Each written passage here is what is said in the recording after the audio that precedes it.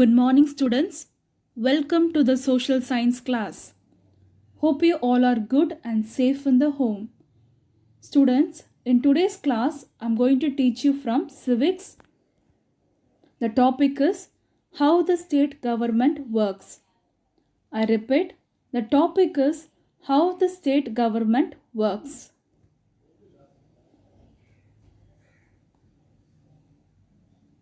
Learning objectives: the state executive, powers and functions of the governor, powers and functions of the chief minister, legislative assembly and council, state judiciary.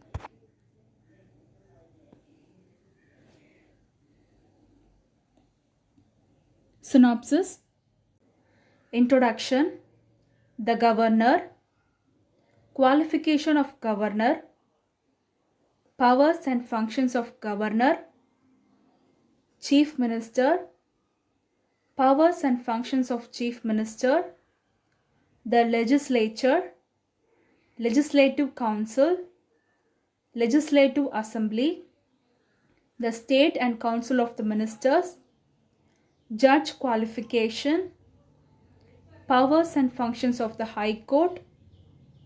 Hard words.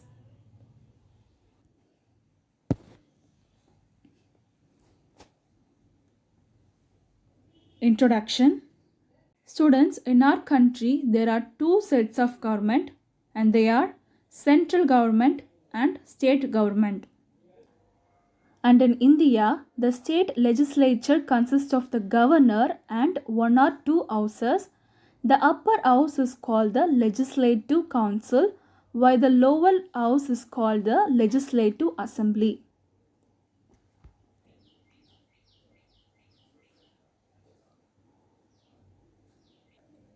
Okay students, now let's see the first topic, the state executive, the governor. The constitution provides for the post of the governor as the head of a state in India. The governor is appointed by the President of India. The governor is appointed for a term of 5 years. The President can dismiss the governor from office. The governor may also resign on his own interest. The state government cannot remove the governor from his post.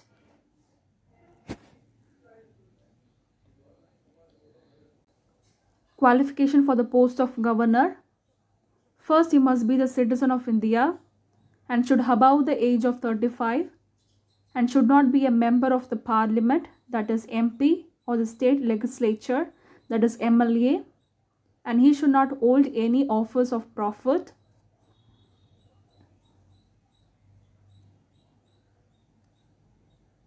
And next, powers and functions of the state governor.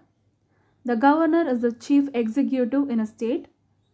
The governor appoints the chief minister and council of ministers, and also he appoints the advocate general chairman and members of the state public service commission and others.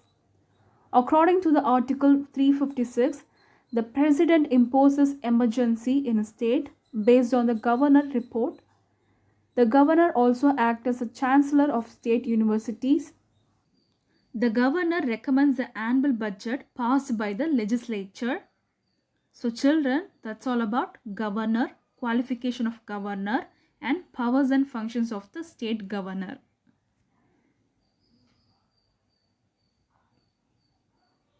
And next topic, chief minister. The governor appoints the leader of the majority party in the state legislative assembly as the chief minister. So children, who will appoint chief minister? Yes, the governor will appoint the chief minister. The state council of the minister is headed by chief minister. The chief minister must be a member of the state legislature. If he is not a member of a state legislature at the time of his taking over charge, then he must be within a period of 6 months.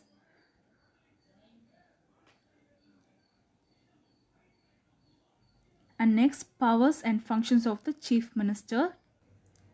The chief minister is the chief administrator of the state.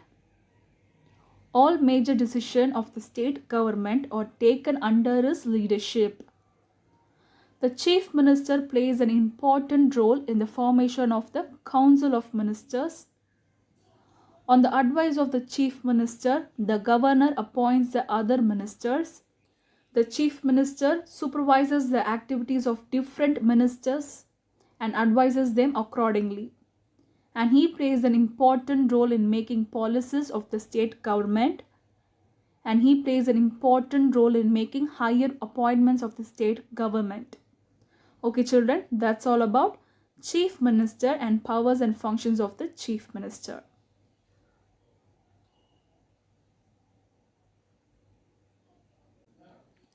And the next topic, the legislature. In India, the state legislature consists of the governor and one or two houses. The upper house is called as Legislative Council, while the lower house is called as Legislative Assembly. And the state with both the upper house and lower house is called as bicameral legislature. And the states with lower house alone is called as unicameral legislature.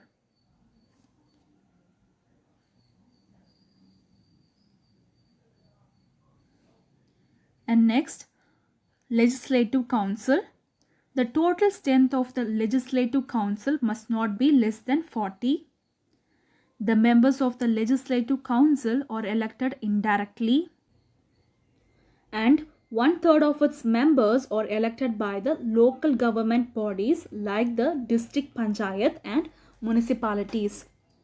And 1/12 is elected by the graduate of the constituency, and one another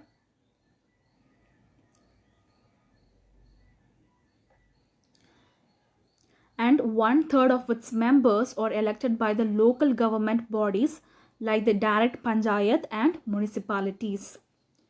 And 1/12 is elected by the graduates of the constituency, and another 1/12 by the teachers of secondary schools, colleges and universities.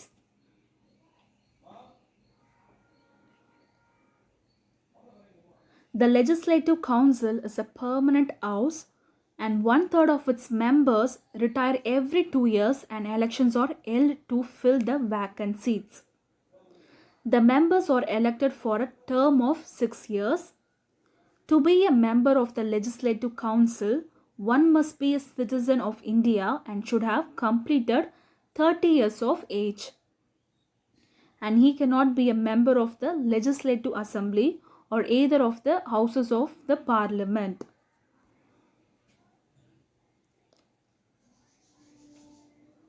And next, Legislative Assembly. The people who make the laws of a state government are called members of the Legislative Assembly, that is MLA. MLAs are chosen from different constituencies, and for the elections of MLAs, the entire state is divided into different constituencies, and these constituencies are called as the legislative constituencies. And one legislative constituencies may have 1 lakh or even more people. One MLA is chosen from each legislative constituency to represent that legislative assembly.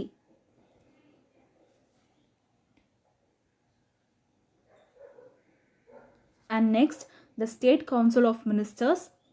The leaders of the majority party in the election is chosen as Chief Minister. In Tamil Nadu, there are 234 legislative constituencies. The party with more than 180 elected candidates, that is MLA, are invited by the governor to form the government. The Chief Minister, who also should be an MLA, chooses his ministers from the MLAs of his party.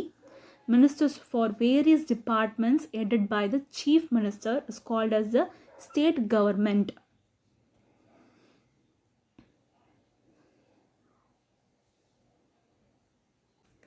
And now let's see the working of the state government. In that, the process of law making as follow.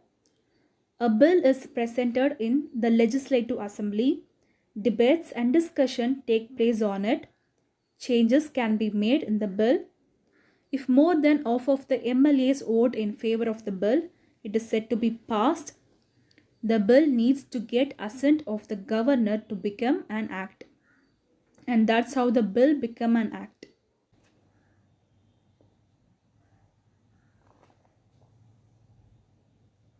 And next, judiciary of state, high court. As per the constitution, there shall be a high court in each state. The state high court consists of a chief justice and such other judges as the president may appoint from time to time if necessary. The president appoints the chief justice of high court in consultation with the chief justice of India and the governor of state.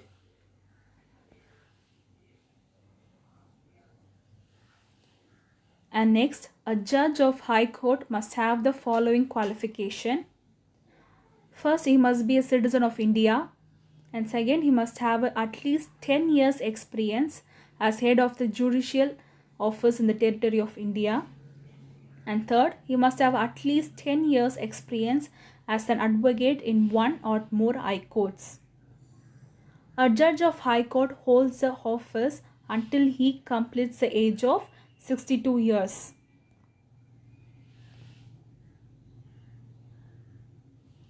And next, power and functions of the High Court. The High Court appeals from lower courts such as district courts or subordinate courts. The High Court controls all the subordinate courts in the state. Like the Supreme Court, the High Court also acts as the court of record. The High Court can restore fundamental rights, and the High Court exercise superintendence and control over courts below it.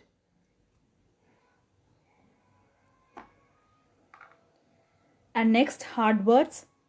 Students, listen the pronunciation of the words carefully. First one, constitution,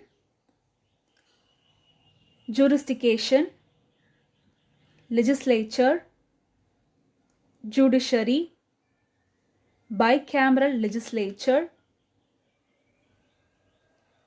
constituencies, executing laws, subordinate courts, parliament, and commission.